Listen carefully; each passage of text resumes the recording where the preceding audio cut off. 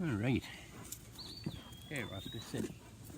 I guess we're recording. Sometimes I wish Roscoe had a thumb, because he'll do about anything I ask him to, but I really need a photographer or a videographer. Doing these videos on your own can get interesting. And if you can see her there in the background, that's Gertrude, one of her hens. She works with me most days, picking around, getting the bad bugs. She does pretty good at not getting the good plants, and so I let her stay close. And what I'm going to do here today is start some liquid fish fertilizer. We were out, caught a bunch of flounder, and have filleted those this morning. So the waste is what I'm going to do. Not pretty, not half as pretty as Roscoe, but if you want to know how to make liquid fish fertilizer, this is the way to do it. The first thing that I do, and I'm going to be a little on and off screen here, but the first thing that I do is I take some of the waste. Now, there are actually, you hear something hitting in there. When you go flounder fishing, the best bait is clams. Well, clams also go good in the liquid fish fertilizer. So we'll put some of those in there.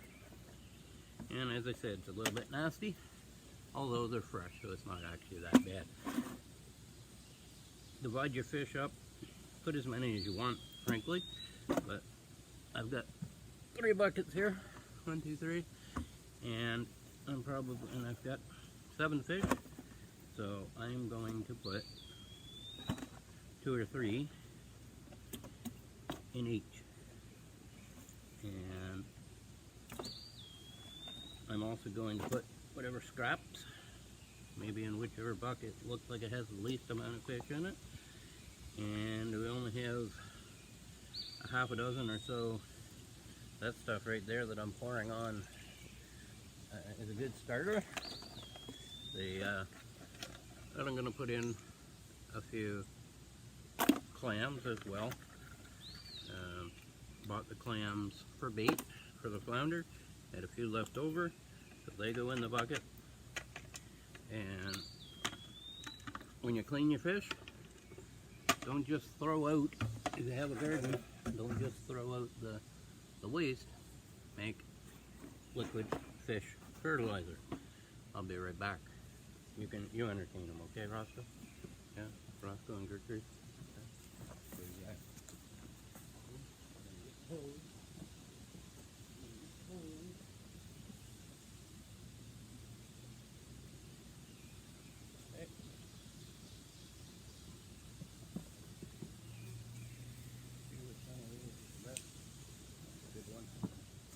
Alright, here we are back.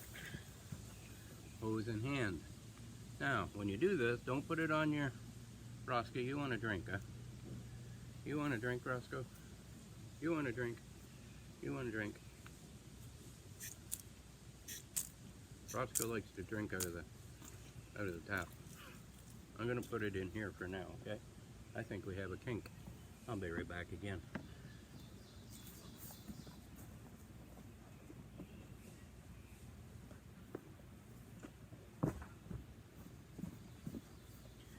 When you're good, rinse your hand. Okay, you want some? Roscoe likes to have a drink once in a while, right from the tap. Remember when we did that when we were kids?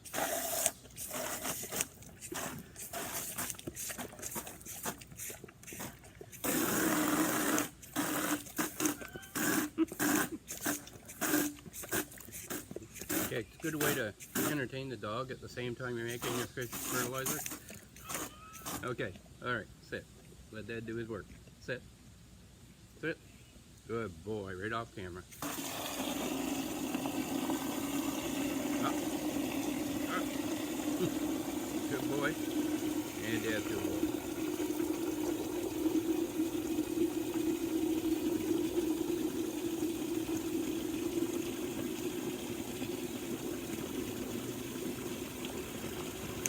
I fill those, they're like 11 liter or whatever, the ice cream containers there are from the places where they scoop the ice cream. And I fill those about half full.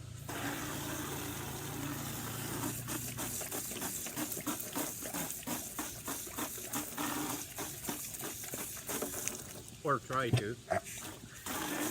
Yeah, too much for you. Okay, sit. Now you got too much.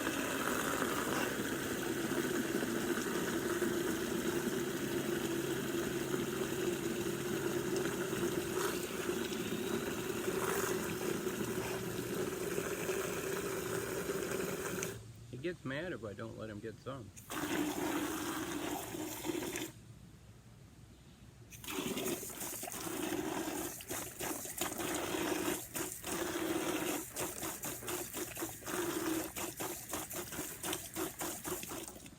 Okay, sit. Let Dad fill it up the rest of the way. Well, I can't fill the bucket if you're going to drink it all.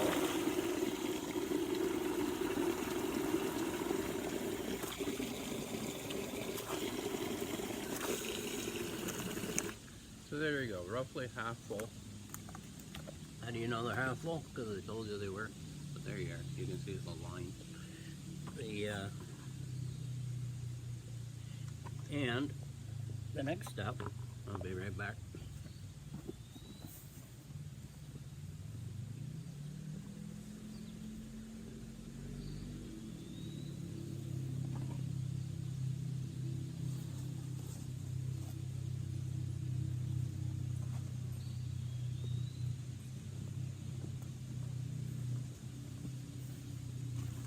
Next step is to put these buckets, which I should have done first, into old feed bags.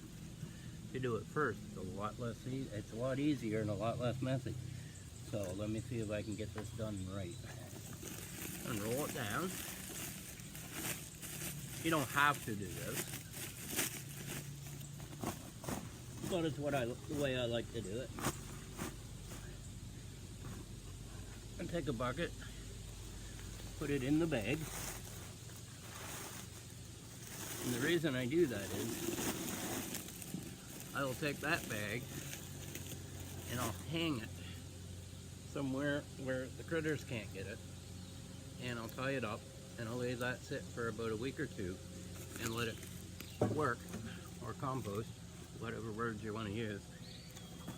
And what I'll do then is I'll take and I'll pour it on the plants in my garden. I'll throw it right down the row.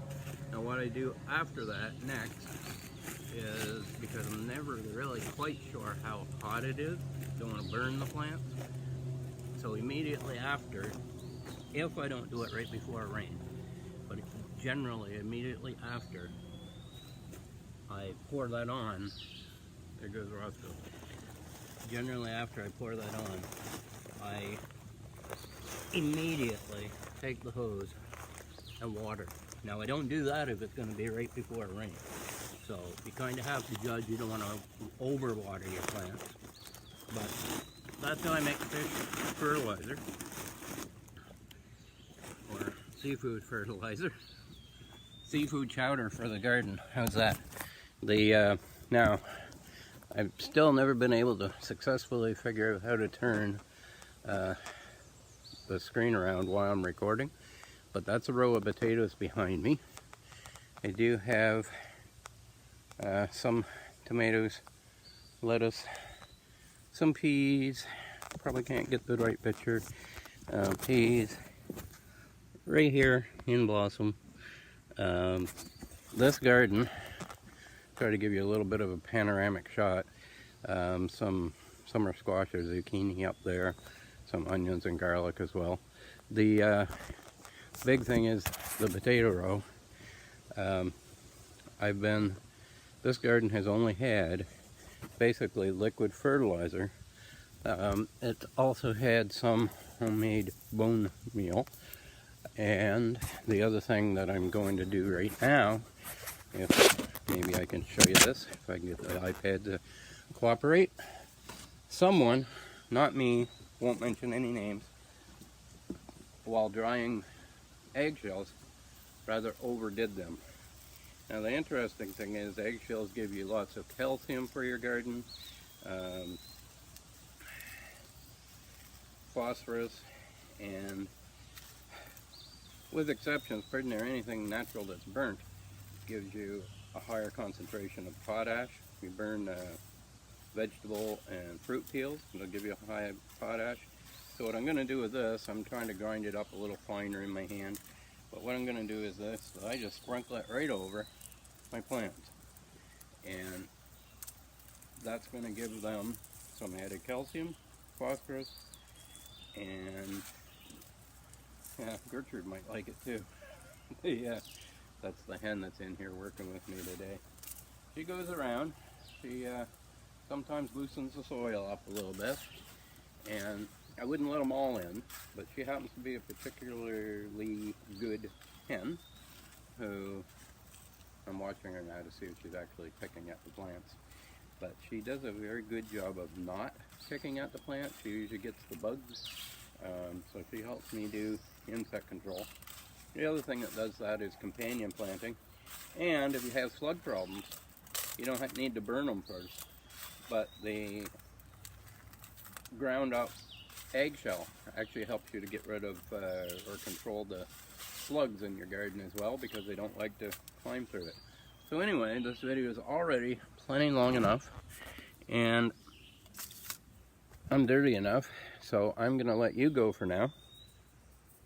Maybe go clean up, but first I gotta put those eggshells around, finished hanging my liquid fertilizer. And if you ever have any questions or you want to see more of what we do here at Briden Farm, that's BRIDEN farm.com, come for a visit.